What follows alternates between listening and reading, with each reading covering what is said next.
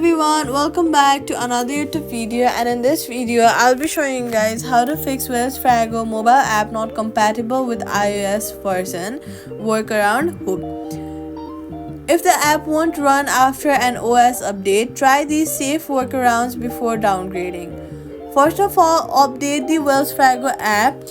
Head over to your app store, search for Wells Fargo mobile app and then update it to the latest version.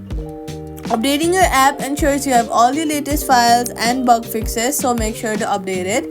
Then restart your device. If still incompatible, use the web at wellsfargo.com in a mobile browser. Open your Google or Safari and then search for Wells,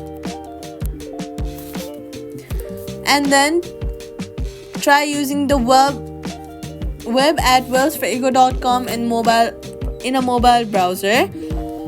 Then contact Wells Fargo Support to report compatibility and ask for ETA on support. And that's it. Tip: avoid beta OS buildings for banking. Stick to a stable releases.